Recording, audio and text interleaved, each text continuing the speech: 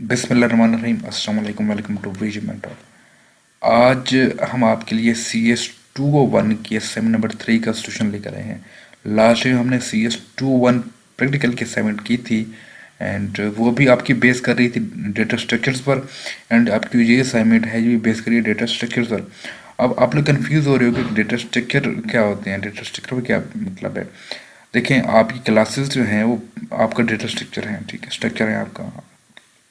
तो ये जो असाइनमेंट आपकी बेस करी क्लासेस पर। अब क्लासेस क्या है वो तो आप कोर्स पढ़ रहे हैं तो आपको बेहतर पता होगा। क्लासेस हम लोग मेन फंक्शन के बाहर डिफाइन करते हैं, डिक्लेयर करते हैं, और मेन बॉडी के अंदर या मेन फंक्शन के अंदर हम उसको जस्ट क्लास को कॉल करते हैं। जो सारा प्रोसेस हो रहा होता है बैक एंड पे, वो मेन फंक्शन के बाहर होता है, मेन बॉडी के बाहर होता है। हम प्रोग्राम की मेन बॉडी के अंदर उन क्लासेस को जस्ट कॉल करते हैं और जस्ट हमें आउटपुट रिजल्ट मिलती है। तो ये जो असाइनमेंट है ये आपकी इस सिनेरियो पर बेस कर रही है। जो असाइनमेंट है, कोड है, वो मैंने ऑलरेडी लिख लिया है। अब चलते हैं, हम देखते हैं कि किस तरह आपकी असाइनमेंट है कि डिज़ाइन होनी है, आपने लिखनी है और हमारे पास क्या आउटपुट मिलती है। तो चलते हैं हमारे कोड ब्लॉक पर। देखें, सबसे पहले तो हमने जो हमारी लाइब्रेरी फाइल्स होती हैं हमने उनको इंक्लूड करवाना होता है। दैन उसके बाद हम एक लिखते हैं क्लास जिसका नाम रखते हैं हम एम्प्लॉय, ठीक है। एम्प्लॉय हम क्लास लिखते हैं। हमारे पास हर क्लास के दो मेंबर होते हैं, पब्लिक एंड प्राइवेट। हम क्लास एम्प्लॉय के जो प्राइवेट मेंबर्स हैं उनके अंदर एम्प्लॉय आईडी, एम्प्लॉय नेम, उसकी जो ज्वाइनिंग डेट है, किस डेट को ज्वाइन किया, किस मंथ की, किस ईयर की, किस डेट को उसने ज्वाइनिंग की, हम वो इसमें डालेंगे। एंड पब्लिक में हम लोग डालेंगे एम्प्लॉय की आईडी, नेम, ज्वाइनिंग डेट, जहाँ हम उसको डिक्लेयर भी कर रहे हैं साथ साथ। तो हमने यहाँ पे 00 मतलब कोई डेट नहीं हमने डाली, तो हम लोग यहाँ पे उसको कॉल करवा रहे हैं, ठीक है।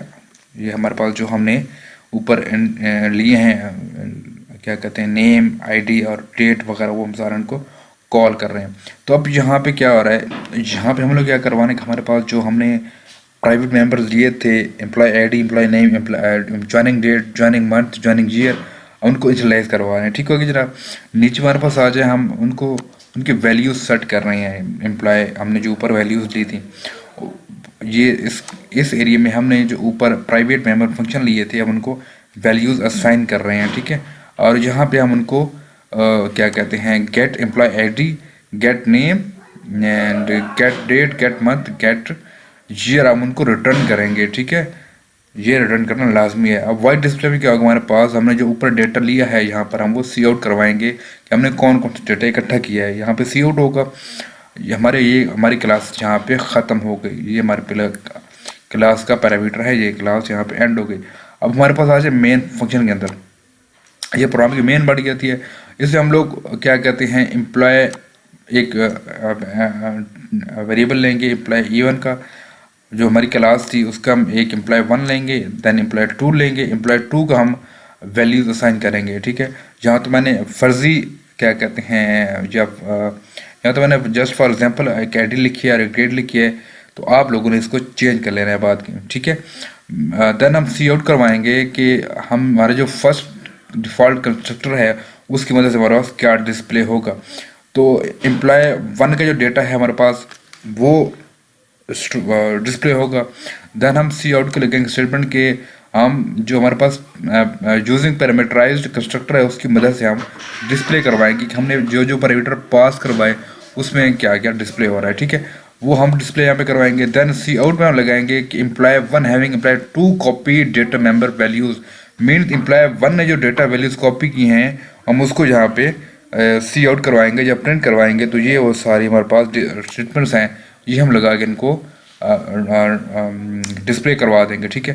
देन हमारे पास रिटर्न 0 मीन्स हमारा ये प्रोग्राम यहाँ पे ख़त्म हो जाएगा। तो ये वो सारा सिनेरियो है, ये वो सारा प्रोग्राम है जो आपने देखा। हम इसको बिल्ड करते हैं, बिल्ड करने के बाद हम देखते हमारे पास रिजल्ट क्या आता है। हमारे पास बिल्ड होगा, कोई एरर नहीं है, हम इसको रन करके देखते हैं कि रन करने के बाद हमारे पास क्या एरर है। ये अब देखिए, हमारे पास हमने इसको बिल्ड किया, रन किया, कोई एरर नहीं है।